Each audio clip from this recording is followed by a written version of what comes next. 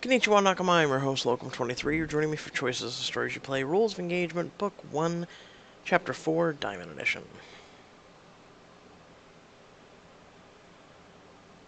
Now playing as Jess, you stare blankly at the hot man standing before you.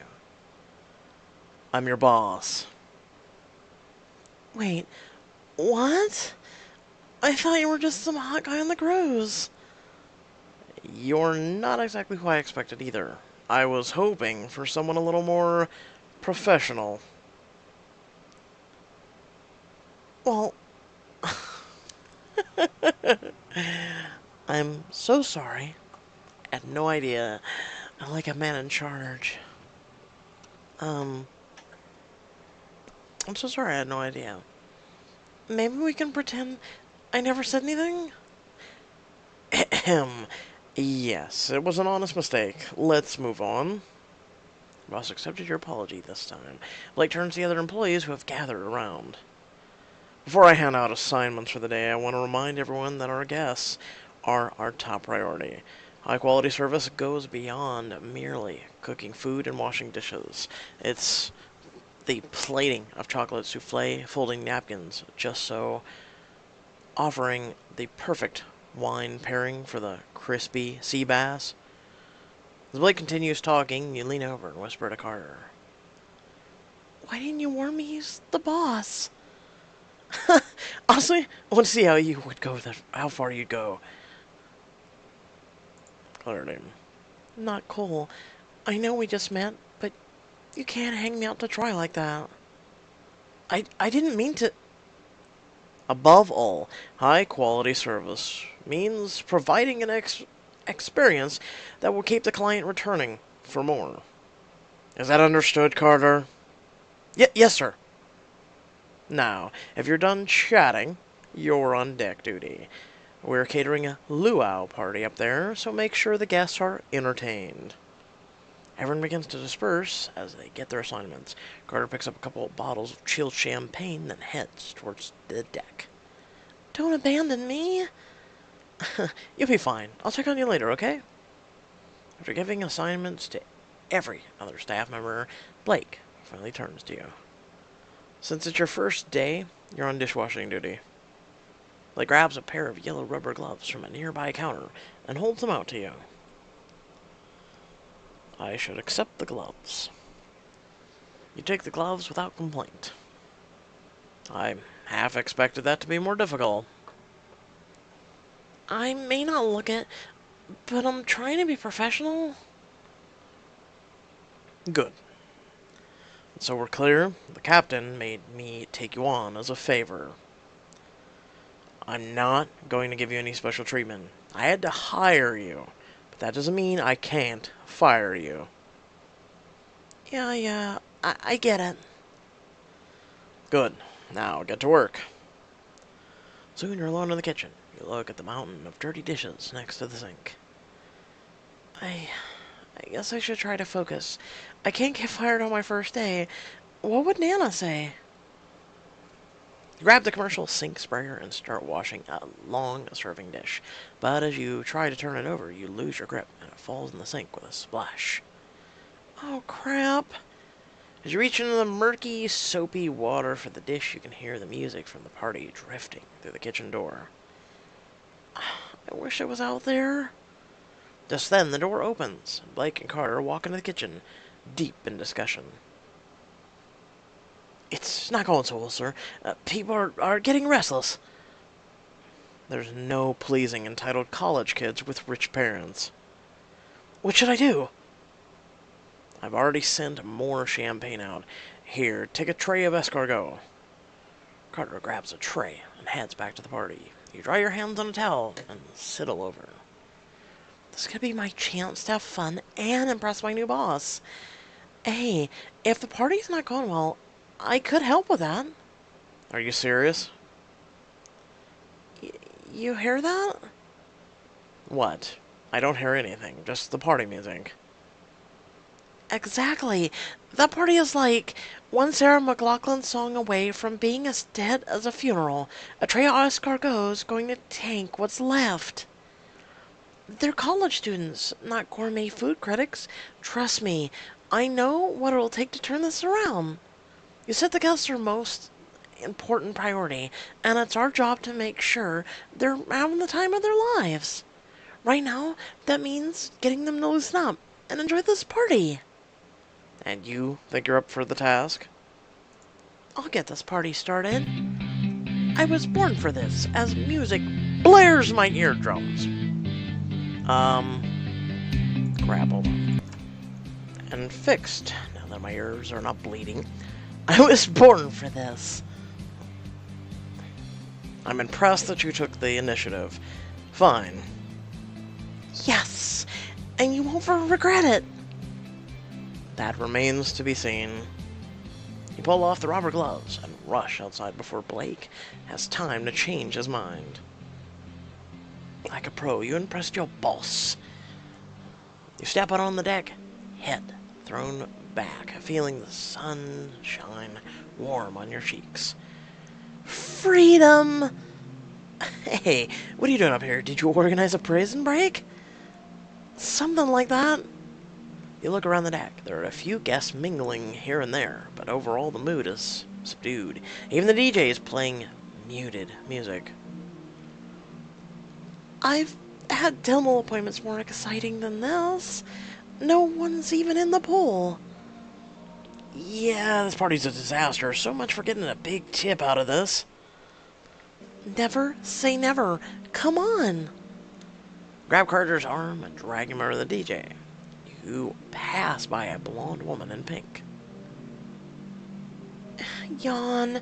Is this party over yet? Look, DJ, I don't know what girl broke your heart and made you play the slowest songs known to man, but you need to seriously bump it up. Play some Haley Rose. We need to get these people to moving. The DJ hesitates at first, but a moment later, a pop song rings out. Close, but not quite there yet. Reach over and turn the volume way up. There, much better. And glance around as a few guests start bobbing their heads to the beat.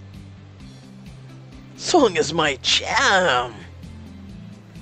It's not a party without some dancing. Who do you want to dance with? Why not?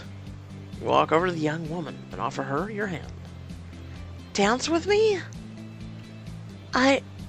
Sure. You lead her out onto the dance floor in front of the DJ's booth. You throw your hands in the air and start swaying your hips. Carter follows your lead and invites other guests to join. Want to dance? Why not? Oh. This is kind of interesting. Soon the dance floor's packed. Carter shimmies over to you. Wow, that was a quick turnaround. And I'm just getting started. Next up, add alcohol. You lead Carter over to the bar where Dean is pouring a pitcher. Barkeep, hit me up. Aren't you working? Yeah, and that's why I need alcohol. I gotta show these guests how to have a good time. I'm about to do some body shots, shotgun a beer, pop some bubbly. I'm not sure I should be condoning this, but here, don't tell your sister. Dean hands you a bottle of champagne off the top shelf. He twists the cork and it flies off with a pop. Foamy liquid rushes out. Cheers! You pour glasses for the nearby guests until everyone has had their fill. Before long, the party is in full swing, guests are dancing, the alcohol is flowing, and the DJ is dropping the bass. Now this is how you party! Well, well, well, if it isn't Miss Party Girl. Violet, what are you doing here? I'm here to partay. I'm sure you can understand that, given your reputation. Violet's gaze falls on Carter. Oh, who is this cutie? I'm Violet, just as much hotter cousin. Hi, I'm Carter. Nice to meet you. Violet, we're trying to work. Leave us alone. It didn't like you were working when you drinking when you were drinking just now. Huh. Or dancing earlier. I'm sure your boss would love to hear all about your work ethic. Wouldn't want to get you fired on your very first day. Like hell you wouldn't. I should cannonball in the pool to splash Violet? Oh my god. Okay, okay. So this is back before we were trying to be nice to her, right?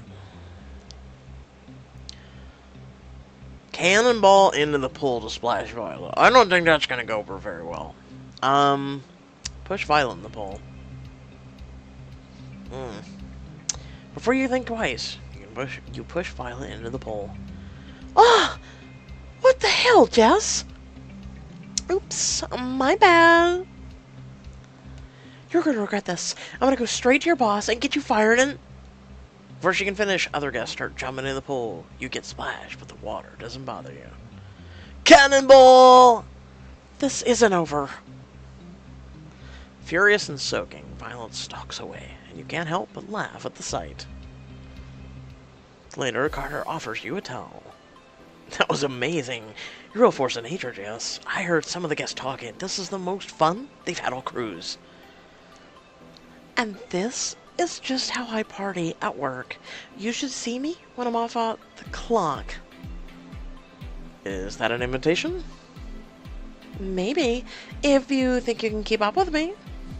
You run your fingers along his arm. If I didn't know better, I'd say you're trying to get me to kiss you. Maybe I am. Really? It seemed like you were flirting with Blake earlier. Well, I am a flirt, which means I know how to have fun, but that doesn't mean I'm not into you too.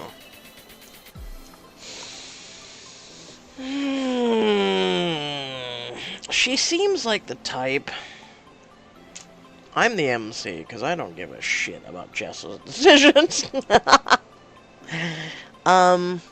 She seems, let's be honest, from what we already gained from her persona and personality, she's already a very big flirt. I mean, she already threw herself at Blake, Carter, anything basically with two legs and has sexual organs, she'd throw herself at. So, which means I know how to have fun. It doesn't have to be a big thing. We can just hang out. No strings attached. I can get behind that plan. Carter leans closer. Oh, you mean here? Now? Why not? We're at work, for one. So, I don't care if you don't. Carter shifts even closer to you. Your lips are just a breath away. In that case... You close the distance, kissing Carter hard. His arms come around you as his mouth opens against yours. After a moment, you pull away with a grin. Okay, now that was fun. Ahem. If I'm not interrupting... You and Carter spring apart. We're out of champagne. Can one of you grab more from the kitchen? I'm on it. You start to head down the stairs, but pause and turn back to Dean. Hey, don't tell Blake about this, okay? About kissing Carter, or what you did to Violet? Both? Your secret's safe with me. You're making your way through the narrow hall when you hear a familiar voice. Oh, it's you. She's already calling. Mom, it pushed me in the pool. I know, Mom. I'm telling you. Jess is like one wrong move away from being fired. There's no way she's going to make it to the end of the summer. You pause, peeking around the corner to see Violet on the phone, her back to you. She's frantically trying to dry her hair, but her clothes are still dripping on the floor. She got me soaking wet. There's no way she's keeping her job after this. Trust me, we don't have to worry about her anymore. What's Violet talking about? And Katie's basically out. After the whole Trent blow-up, and shy little Nicole won't be able to handle that stupid bucket list thing Nana gave her. So that only leaves Alex. I don't know what his task is yet. He's being all secretive about it for some reason. You want me to sneak into his room and find out? Fine. I'll call you when I'm done. Violet hangs up and starts walking towards the ship's cabin, her wet shoes making squish sounds on the carpet. I have to stop her. You start to follow Violet, but Blake catches you. What are you doing? Going back to work? Well, don't let me stop you. Defeated, you brush past Blake. Once you round the corner, you pull out your phone. Katie, help! Now playing as Kitty, you're in the room deciding what to wear. So pretty much just, it's hair day. Okay, now here's outfits. We already went with this one. Or am I thinking of book 3? I think I'm thinking of book 3. Let's go with this one. Let's just go with a very traditional. Great, I'm ready to go. You've just finished changing when you get Jess's text. Katie, help. Violet's breaking into Alex's room to read his letter. Stop her! I can't believe she'd do something like that. It's Violet. You arrive at your brother's room to find Violet already inside. Violet, stop! You're too late, see? Violet holds up Alex's envelope triumphantly. But if you ask me really nicely, I might let you read it with me. What do you say? You mean read Alex's envelope without his permission? No way, I'm not going to violate his privacy like that. And neither are you. You lunge at Violet, trying to wrench the envelope out of her hands. Hey! She twists away from your grasp. She quickly scans the letter. Finally, you manage to snatch it away from her. I don't get it. His task isn't even that hard. I can't believe you did that. Please. You're just mad because now I know and you don't. If Alex wants to tell me, he will, in his own time. What are you doing in here? You turn to see Alex standing in the doorway, his gaze fixed on Violet. Get out of my room. She was snooping too. No, she wasn't. Now, get out. Whatever. I already got what I came for. Violet smirks at you one last time before leaving. Alex. Wow. Alex silently watches her march down the hallway. Do you want me to leave you too?